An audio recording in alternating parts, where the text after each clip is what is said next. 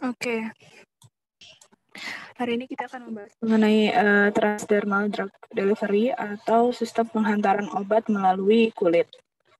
Nah, kita samakan dulu persepsinya bahwa yang dimaksud penghantaran obat melalui kulit di sini adalah untuk tujuan sistemik. Jadi bukan untuk obat-obatan yang misalnya gatal-gatal di kulit atau iritasi atau luka bakar di kulit, bukan untuk yang bekerja lokal di kulit seperti itu ya, tapi untuk penghantaran secara sistemik. Jadi obatnya harus masuk ke pembuluh darah. Misalnya terapi hormon, terus obatnya diberikan melalui kulit. Itu yang dimaksud dengan transdermal drug delivery di sini. Oke, nah karena penghantarannya melalui kulit, tentu dalam nantinya pemilihan formula, desain produk, kemudian tujuan terapi harus disesuaikan dengan struktur atau anatomi kulit itu sendiri.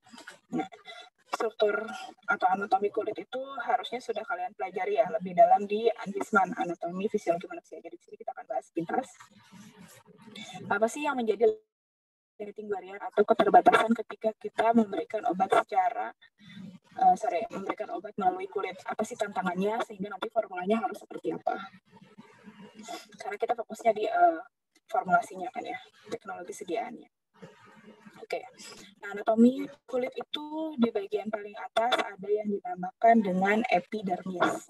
Nah, epidermis itu merupakan suatu lapisan terluar dan lapisannya itu paling tipis di antara lapisan kulit yang lainnya, tapi dia itu memberikan fungsi barier atau fungsi pertahanan tubuh yang cukup signifikan untuk melindungi tubuh kita dari bahaya yang ada di lingkungan, misalnya mikroba, panas, pengotor, dan lain-lain. Nah, epidermis ini sendiri dibagi menjadi 5 lapisan. Ada stratum corneum, lucidum, granulosum, spinosum, dan basal. Nah, stratum corneum ini merupakan lapisan yang paling atas, di mana di dalamnya terdiri dari banyak korneosit dan juga keratin dan lipid. Nah, keratin dan lipid ini merupakan salah satu penyusun utamanya yang nantinya akan membentuk struktur brick dan mortar. Struktur brick dan mortar ini seperti kalau kita bangun rumah, ada semen dan batu bata. Nah, kurang lebih strukturnya seperti itu. Ada batu batanya dan ada semennya. Ada brick dan ada mortarnya. Struktur seperti ini tuh menjadi suatu tatanan tersendiri dalam kita menghantarkan obat secara transdermal, karena struktur ini dapat menjadi red limiting barrier atau barier yang menjadi hambatan utama yang nantinya akan menentukan kecepatan absorpsi suatu obat yang diberikan secara transdermal.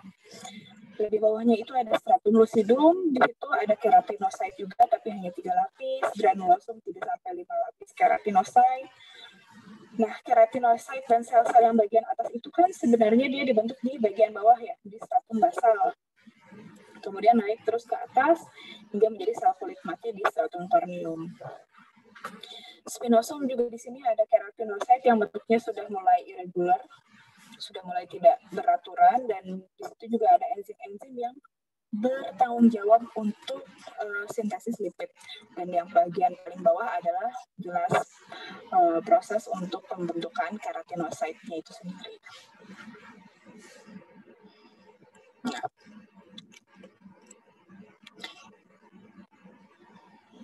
aku belum berubah, bentar ya.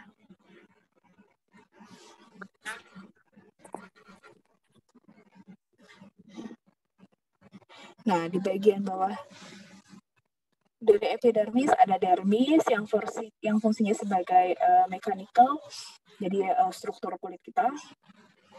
Di dermis terdiri dari 2 lapis, ada papillary dan retikular. Papillary itu isinya ada kolagen dan elastin fiber, sedangkan retikular itu banyak connective tissue atau jaringan ikat.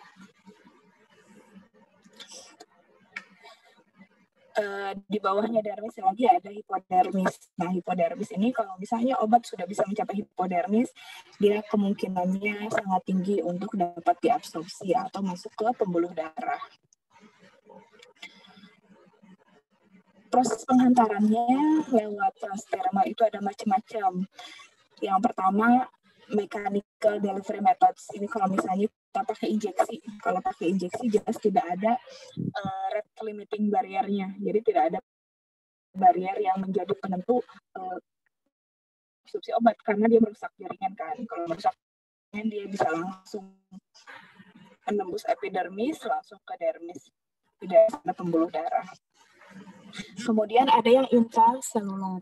Kalau intraselular dia harus melewati struktur brick ini. Jadi dia melewati batu batanya. Kalau interselular dia lewat jalur yang semennya, jadi lewat mortarnya. Kalau yang terakhir ada transfolikular. Transfolikular ini lewat pori-pori rambut. Jadi kan di situ juga ada pori yang bisa dilewatin oleh obat. Nah, jadi tadi sudah disebutkan kan ya kalau stratum corneum itu merupakan rate limiting barriernya atau lapisan utama yang sangat menentukan bisa atau tidaknya obat ini terabsorpsi ke dalam tubuh kita. Nah, kenapa sih dia dinobatkan sebagai rate limiting barrier? Karena struktur dari stratum corneum itu tadi sudah disebutkan, dia brick dan mortar. Jadi kurang lebih 40%-nya itu protein dan 40%-nya itu air. Kemudian di dalamnya juga ada lipid seperti trigliserida, fatty acid, dan kolesterol.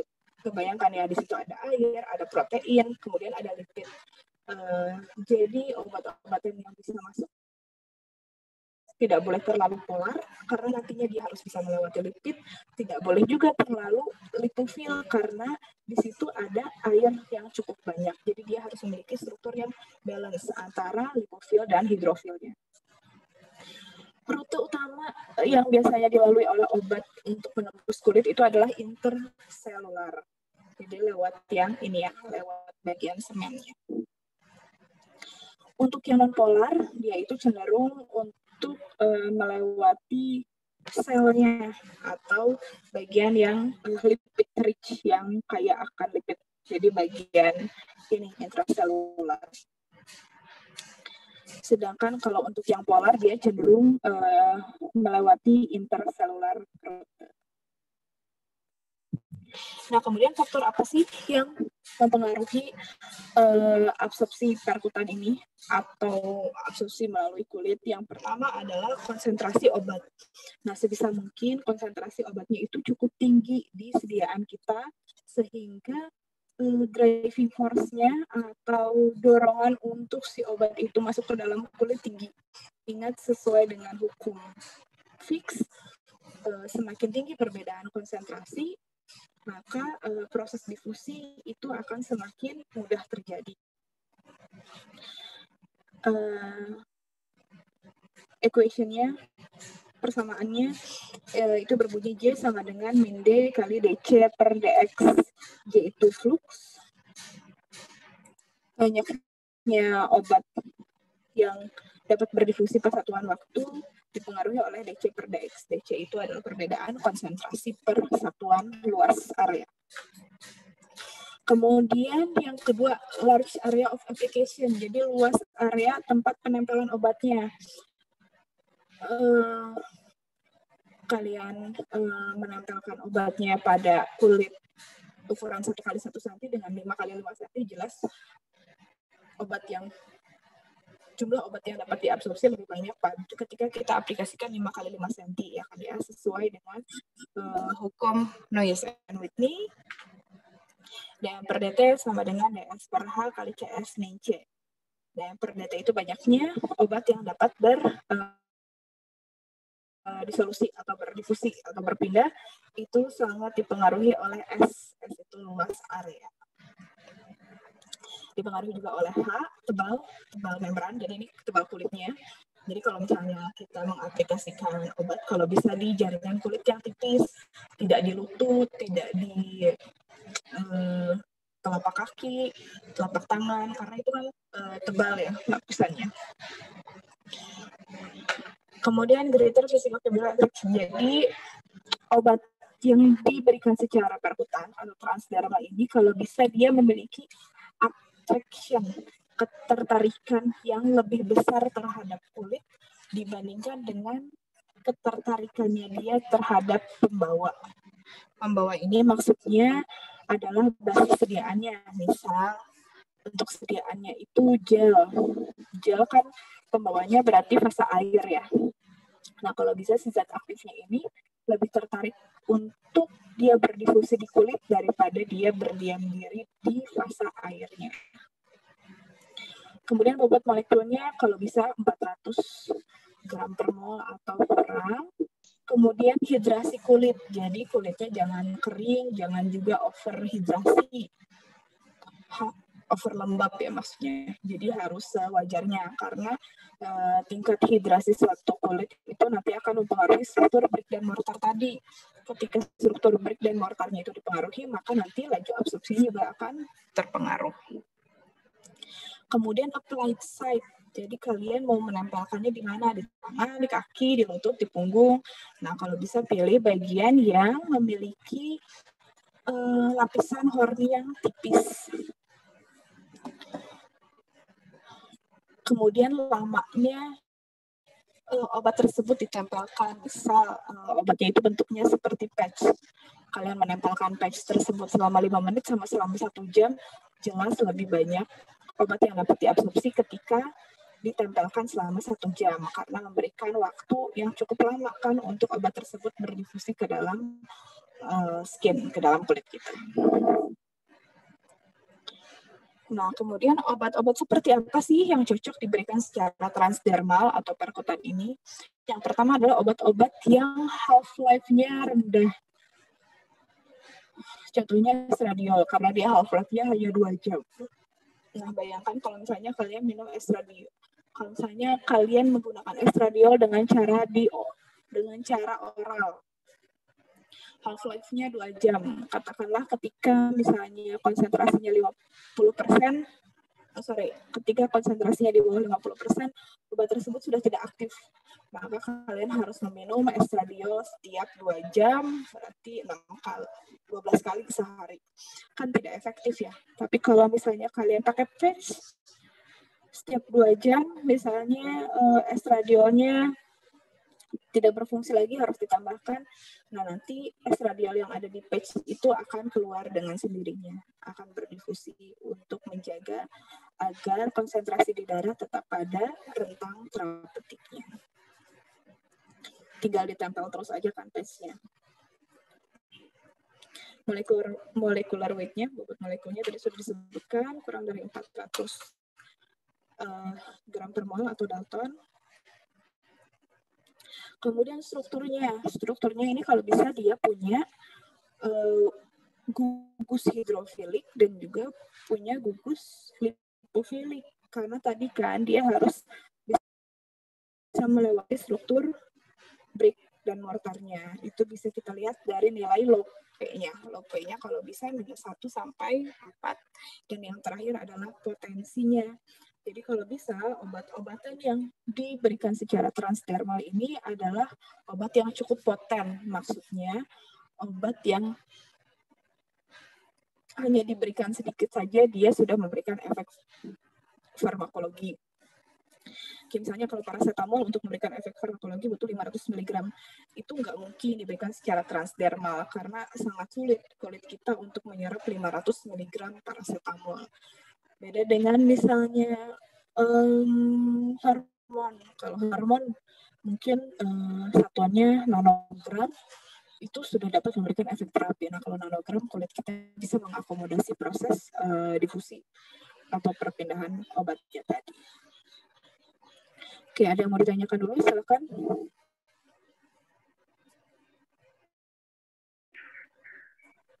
Izin masuk, Bu. Boleh. Itu kan tadi Boleh, Ibu silakan. nyebutin jalur yang intraseluler yang langsung ke pembuluh darah, terus melewati itu stratum corneum melalui pata-pata itu, terus ada yang melalui jalur secara tembus kayak gitu, ada yang pakai folikel rambut. Nah itu setiap itu yang paling efektif tuh yang mana, terus yang efektif yang mana, kalaupun itu efektif itu resiko besarnya apa, misalnya efek sampingnya apa. Oke.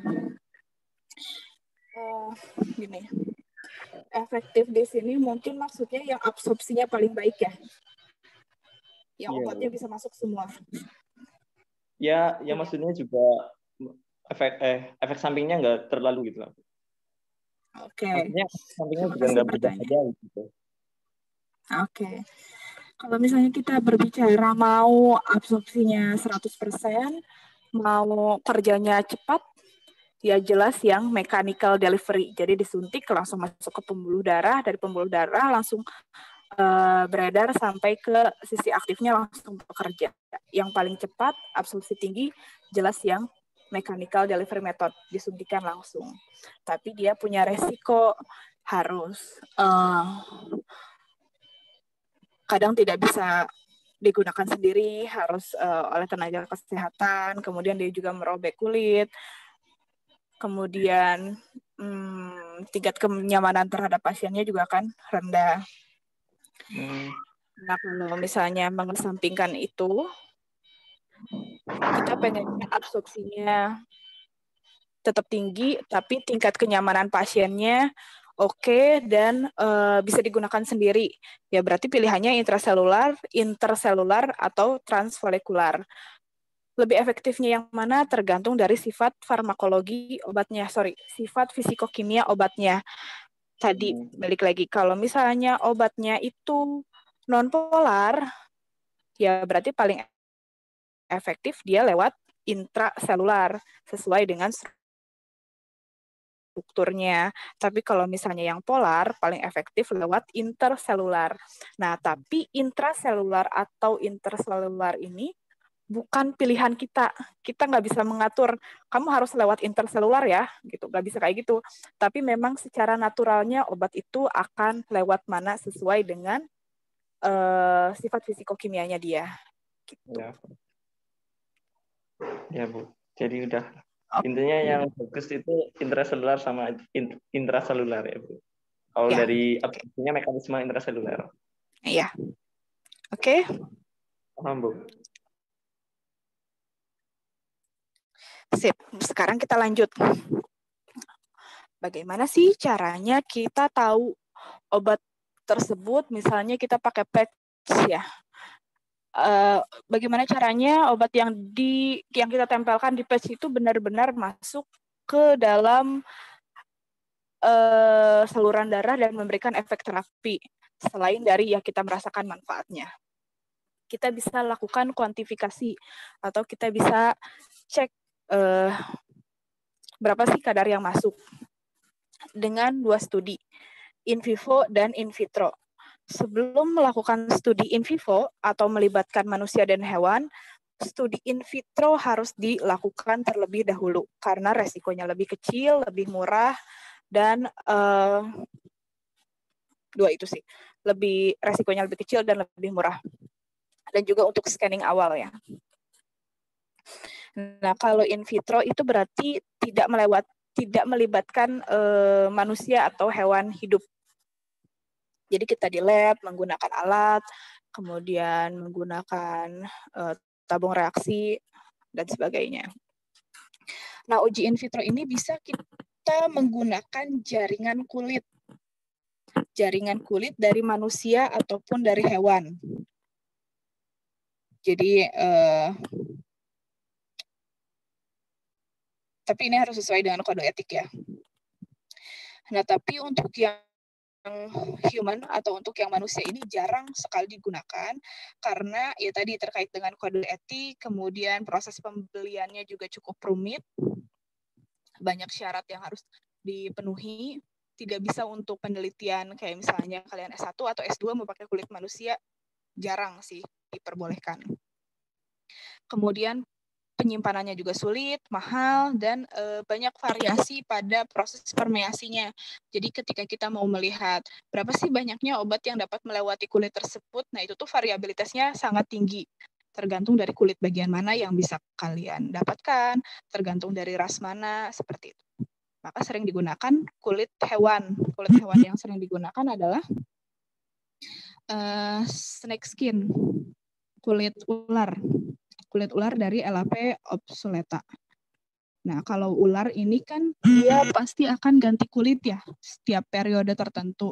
Dan dia itu ganti kulitnya biasanya dengan menggesek-gesekkan dirinya di dahan-dahan pohon.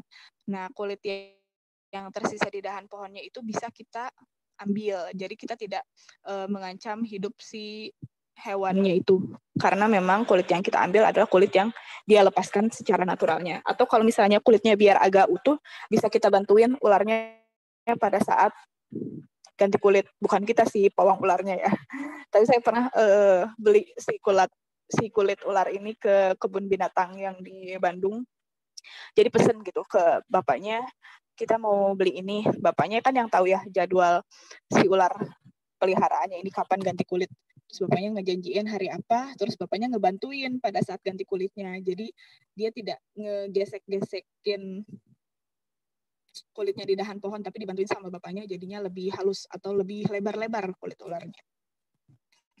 Itu. Nah, kalau misalnya kira-kira kulit ular ini sulit didapatkan, sekarang juga sudah berkembang living skin equivalent test skin. Jadi dengan organogenesis. Jadi organogenesis itu memanfaatkan enzim-enzim mikrobiologi, pokoknya teknik mikrobiologi yang dapat menumbuhkan kulit yang didesain kulitnya itu semirip mungkin dengan kulit manusia. Nah, kalau misalnya uji in vitro-nya sudah berhasil, misalnya hasil dari uji in vitro menunjukkan absorpsinya di atas 80% sesuai dengan target, kita bisa lakukan uji in vivo. Uji in vivo ini melibatkan manusia ataupun hewan. Hewannya bisa pig, babi, rhesus monkey, dan mouse atau rat yang hairless, yang tidak ada rambutnya. Tujuannya adalah untuk memverifikasi dan mengkuantifikasi berapa sih jumlah obat yang bisa masuk ke dalam tubuh atau bioavailabilitasnya, juga untuk establish bioequivalensi. Bioequivalensi itu maksudnya gitu. Jadi kalau misalnya kita menemukan zat aktif baru, pasti kan kita menjadi orang yang pertama ya untuk memproduksi obat tersebut. Zat aktif baru itu kita lakukan uji praklinik, uji klinik, sampai akhirnya bisa dijual. Nah, tapi kalau misalnya terus zat aktif baru itu kita patenkan. Biasanya polanya kayak gitu kan. Sampai 20 tahun misalnya. Tidak boleh ada orang lain yang memproduksi tablet dengan menggunakan zat aktif yang sama. Nah, tapi setelah hak patennya habis, nah, pabrik lain atau orang lain tuh boleh tuh memproduksi tablet dengan menggunakan zat aktif tersebut. Tapi pabrik lain itu tidak perlu melakukan uji praklinik dan klinik lagi karena sudah terbuktikan oleh pabrik yang menemukannya. Yang dia lakukan hanya uji bioequivalensi. Uji bioequivalensi itu untuk menjamin bahwa walaupun saya tidak melakukan uji praklinik dan uji klinik dengan si pabrik penemu, tablet saya ini bisa dipastikan memberikan efek yang sama dengan tablet penemu tadi. Seperti itu. Kemudian banyaknya obat yang dapat masuk juga, yang dapat terserap juga bisa kita tentukan apakah ini masuk dosis toksik atau tidak. Nah, ini alat untuk uji in vitro-nya kurang lebih seperti ini bentuknya, ada 2 chamber. Ini contohnya, di sini ada kompartemen donornya, di sini ada kompartemen aseptornya. Jadi misalnya obatnya dimasukkan ke dalam sini, kemudian di tengah ini disimpan kulitnya, misalnya kulit ular tadi. Kemudian nanti kan obatnya pasti akan berdifusi ya ke kompartemen aseptor. Nah, di sini biasanya dikasih cairan, suhunya suhu tubuh 37 derajat. Kemudian nanti setiap periode tertentu kita sampling untuk kemudian ditentukan kadarnya. Jadi kita bisa tahu misalnya dalam 1 jam berapa sih jumlah obat yang dapat terabsorpsi, 2 jam, 3 jam, dan seterusnya.